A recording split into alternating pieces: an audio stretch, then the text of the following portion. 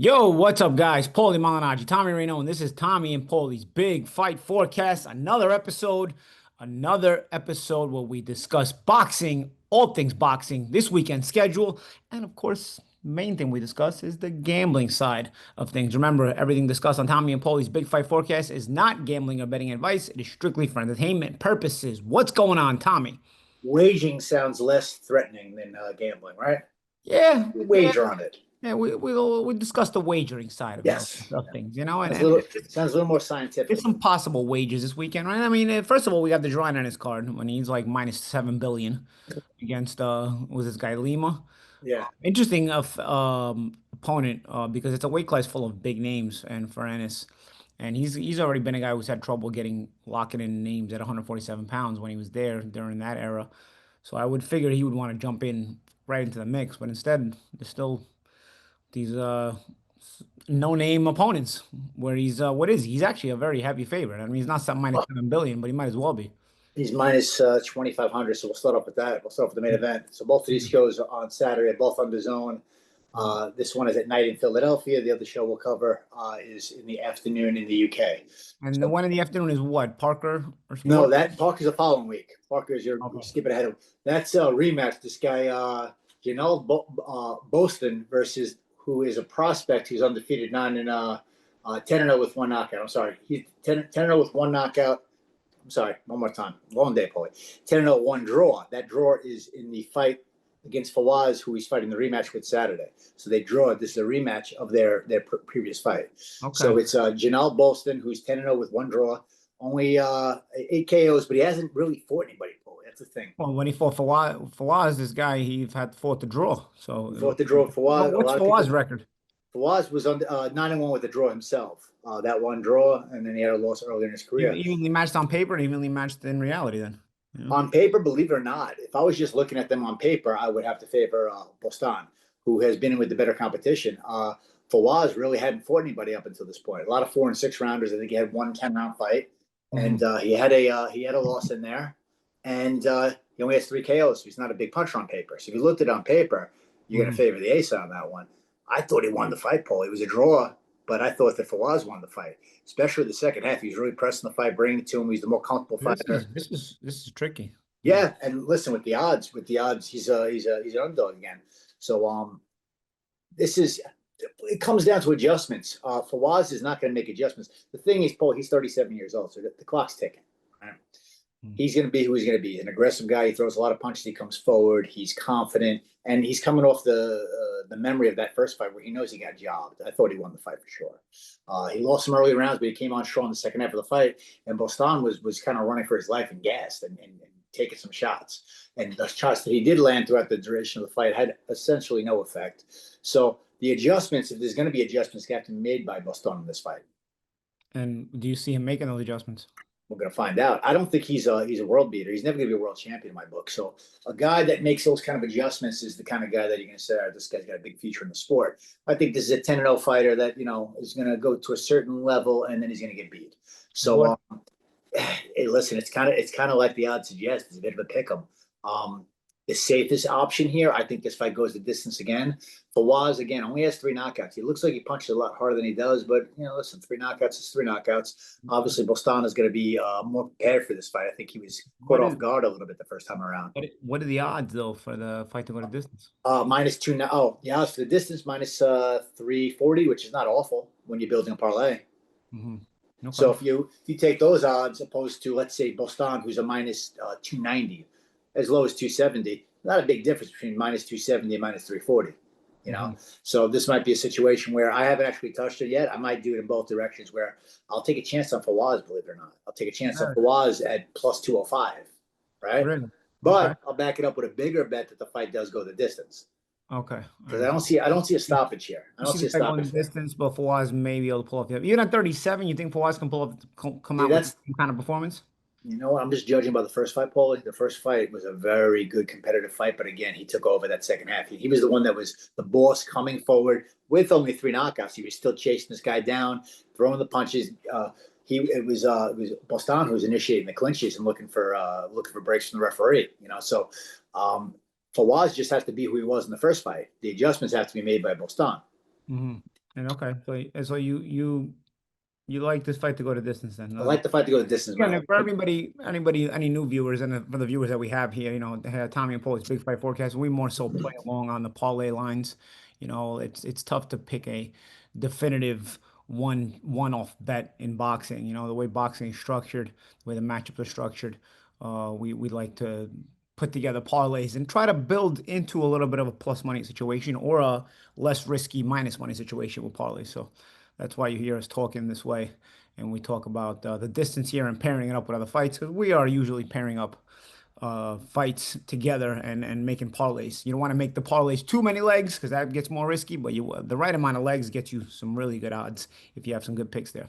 Yeah, and again, as I mentioned before on the show many times, I don't just put in one parlay. I'll do several different parlays, so I'll back myself in different directions. So I'll do a parlay for the fight to go the distance, then I'll do one for the Fawaz upset, and I'll do Yeah. five, six different And this parlays. way, just in case Fawaz doesn't get the upset, the fight goes the distance, you still pulled off, got your money back on from losing on the Fawaz upset, just in case. Correct. I probably should check what the odds are on another draw because he won that Yeah, first fight. yeah, Wouldn't man, be. never know. I Yeah, mean, we just had a crazy draw last weekend, Paulie. yeah, So I yeah, mean, yeah. It's, these uh, things happen. these things do happen, especially when on paper they're so evenly matched that you got to at least consider it. What's the co-main event there? Is that Dave Allen? That's David Allen. Yeah, Dave Allen and Makhmudov. Makhmudov is this big, grizzly, basically ugly it looking looks like guy he was. He looked like they just thought him out of who ice looks last week. yeah, who looks meaner and better than what he is Yeah, because he looks so mean, but he's actually not. I don't find him to be that good, honestly. He just looks mean. I'm in agreement. He's actually like a happy-go-lucky jokester who, from what we hear, is sort of a drinker in his spare time and likes to hang out, but he's actually a pretty good fighter when he's motivated. I've seen through the years, and he shows up. He's listen, he loses at a high level. I saw him lose to Dave Price, but I've also seen him get He some got beat by Guido by the Italian that one yeah, also look. whipped his ass. Mhm. Stopped him actually. Stopped him. I Yeah. think it was like the eighth round. Yeah, so you had different versions of Price, but this resuscitated Price, who has come back from out of a retirement, maybe he's a more motivated Price. He's gotten, Allen, not Price. I Allen. mean, yeah, sorry, yeah, Allen, yeah, Price is one of his losses actually. Good correction. Allen is one of these guys who I seem more very motivated in this little resuscitation he's having, this little resurgence that he's having, this return that he's having because he had actually retired. Mm-hmm. And he got robbed last year. Remember on the Yeah, OC? we watched that one together in And then he Florida won the rematch, right? He against won the rematch. Fisher.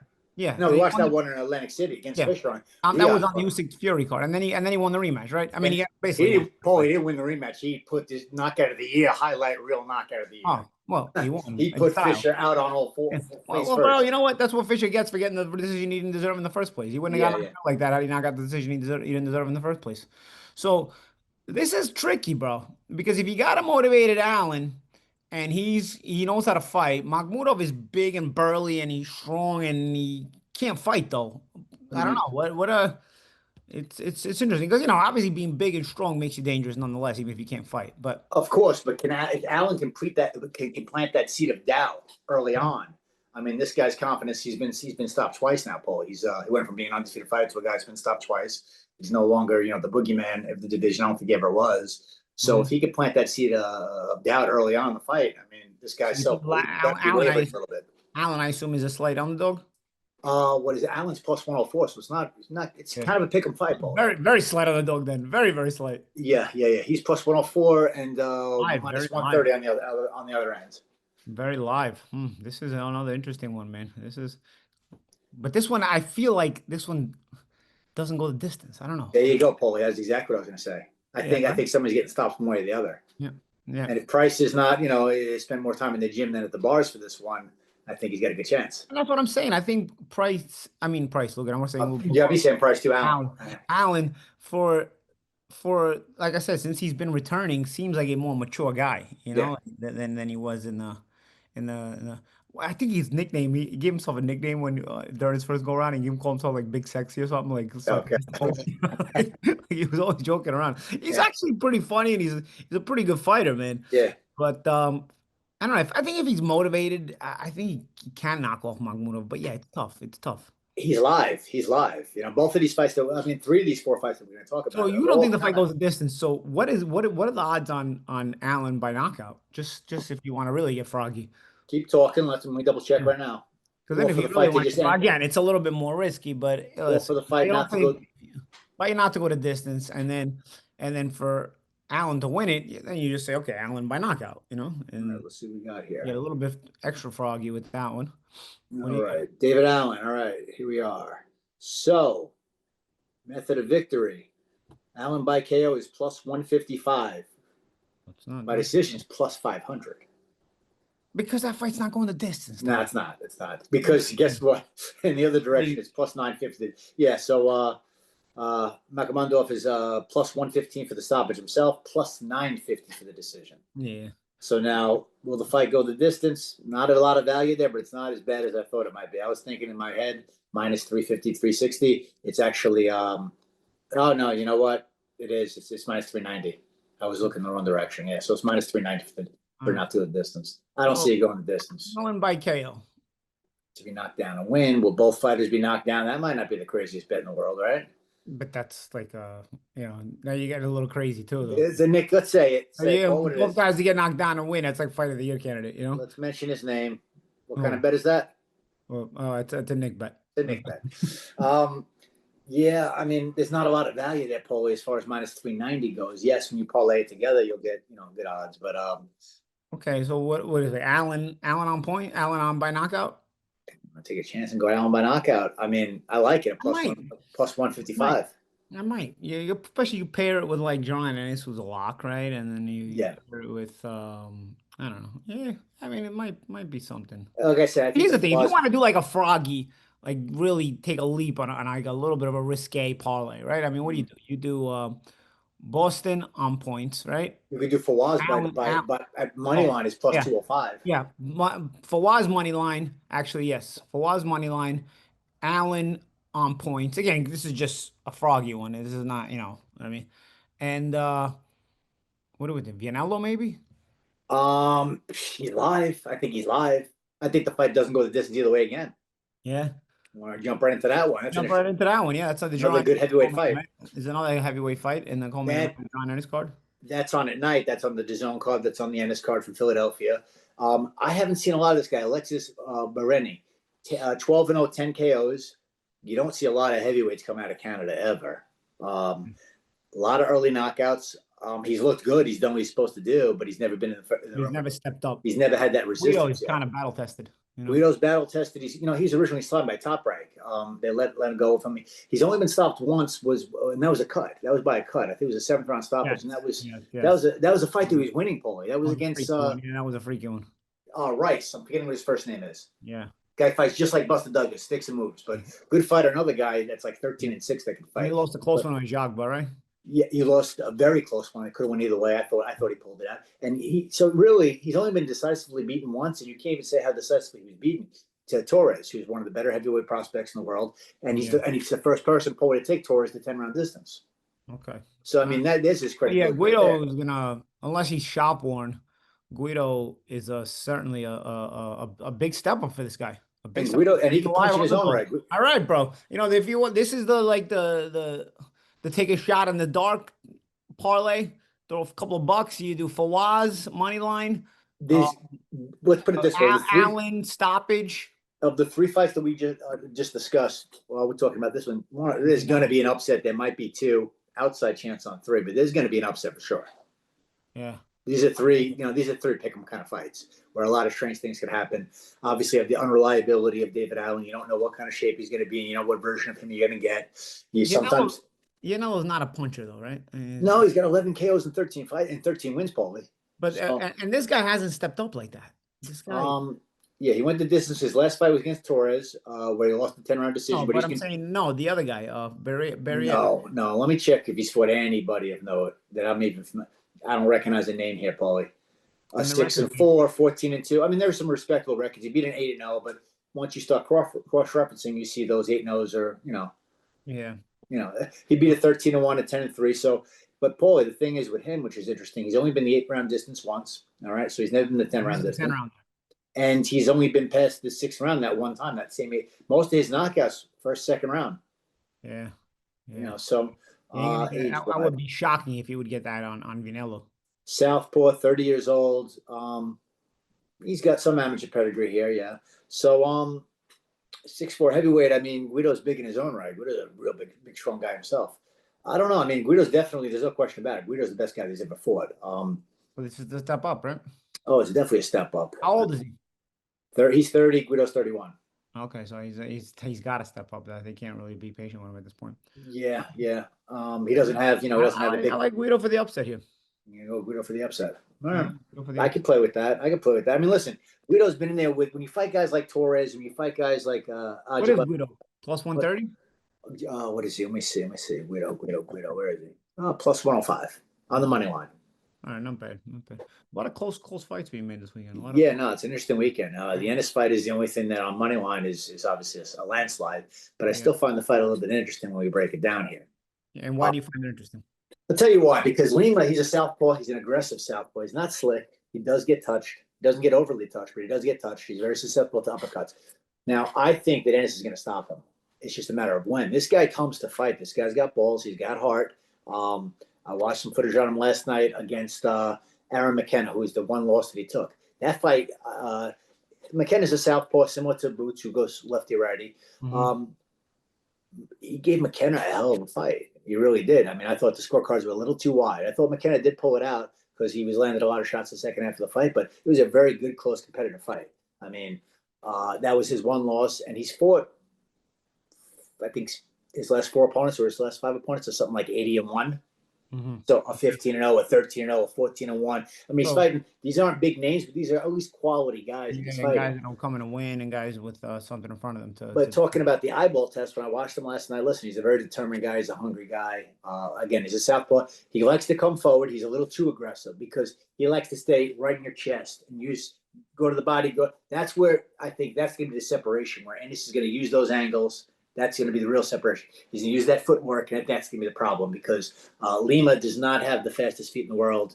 I think he's going to bite on feints, things of that nature. So I do see Ennis taking the fight over after some interesting early rounds. Now, keep in mind that Ennis is, of course, moving up from 47 finally to 154. You don't always, when you see that jump, you don't always see a guy go out there and score a knockout, in 2 rounds. A lot of times, you got to adjust to that weight class. These guys take better punches, and their punch resistance is going to be better because they're taking. Lima seems to be sturdy.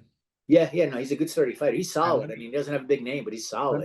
Let me ask you this: Chikatsian gave Ennis some problems in the rematch, and was aggressive in that way as well, and was able to go the distance because of it. Does Lima's, in the second fight? Yeah. No, both times, twice. Both times he went the distance, but the second fight he was a little bit more aggressive. Yeah. Does that play onto the mind of Lima? Is Lima's aggressiveness that kind of aggressiveness? No, because I think they have different styles. That's more of a herky jerky style, a little more unorthodox that you're talking about. Lima's there to be hit, especially like I said with the slow footwork, and he's on the inside too much. That's number one. Number two is I did say that he's an aggressive southpaw, which he is, but I also saw McKenna backing him up. McKenna's not a strong guy. McKenna, I think he's got a 50% knockout ratio. Maybe he's 20-0 with 10 knockouts. He's a big, long, tall guy that fights behind his jab. But even in that fight, he was pushing him back, putting him on the ropes, landing hard body shots. He was getting all 4 or 5 punch combinations once Lima started to tire a little bit. So once Ennis figures out that I can back this guy up, I think that's all she wrote. But I do think it's going to go a certain amount of rounds. So I see a stoppage here for Ennis, whether it's a breakdown stoppage, whether it's a vicious knockout late.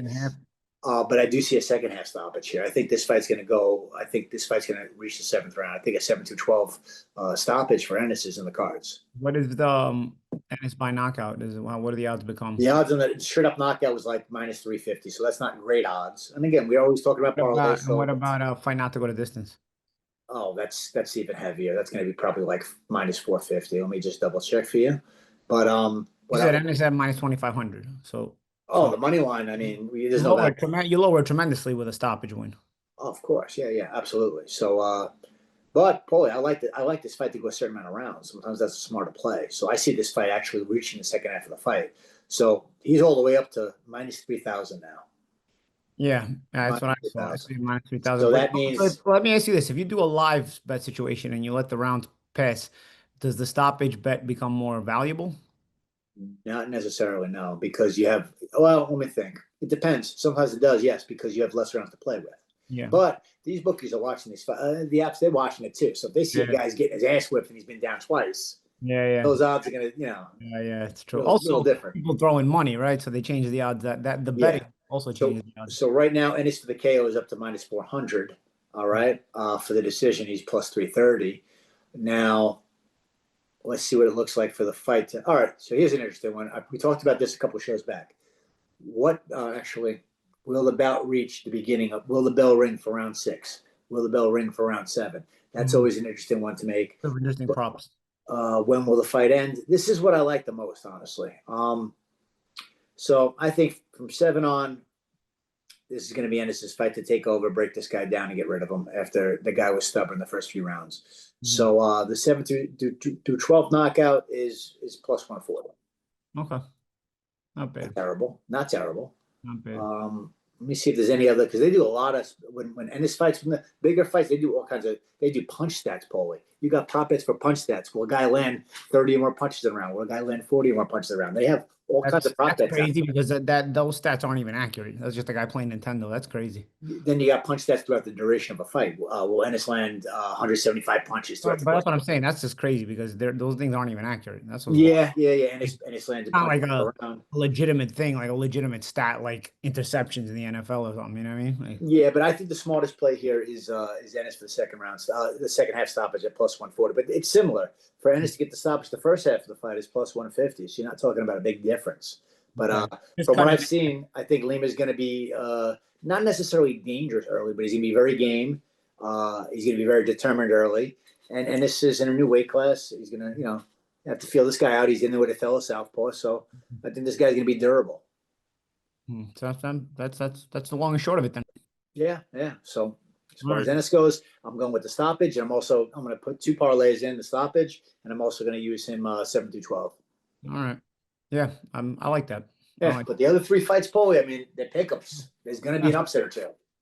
Yeah, I mean the odds are so close that you're gonna see something like that. Listen, I don't mind actually like maybe throwing a little something on a crazy parlay, like a Fawaz money line, Dave Allen stoppage, and Mm-hmm. Vianello money line type of parlay. Honestly, Yeah, yeah. just and you know what, get extra froggy Ennis by stoppage. Second half or whatever. Second half, then you get Really crazy. make it all plus money. Oh, You no, then you look. probably Then got you a value. look. You don't even have to put much money down on a parlay like that. And to have value on it.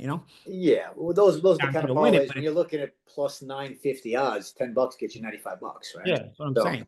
yeah, Yeah, and $100 gets you 950. Phew. yeah, yeah, yeah, Yeah. yeah. So yeah, Nick, Yeah. let's keep it $10. Yeah. Yeah, when All right, look, man. Well, hey, that's this week. Listen, not a huge fight week, but there's always fights to bet on. There's always fights to wager on, and mhm. that's what we love discussing here at Tommy and Paulie's Big Fight Forecast. We got the schedule heating up as the year progresses. Later this month, we got the Fundor and Thurman card. That'll be a monstrous show, and of course, November and December heat up as well. We also got some good pro box fights in November as well. So I don't know, Tommy. The schedule's gonna heat up, and it's gonna be a Yeah, lot. yeah, we got that card on the 25th of October is the PBC card that Yeah. Fundora and Thurman are on. That's got a solid undercard as well. So Yeah. yeah, there's a lot of good stuff coming up. Obviously, coming up next week is the Parker fight.